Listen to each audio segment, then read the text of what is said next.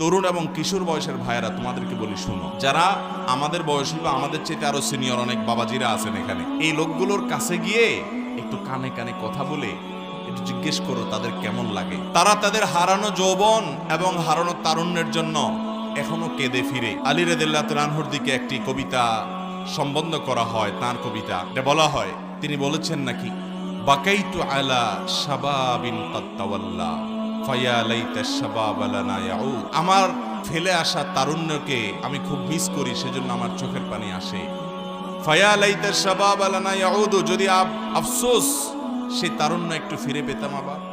ওয়ালাউ কানা শাবাবু ইউবাউ বাইআন লা আতাইতুল মুবাইআ মা ইউরিদু।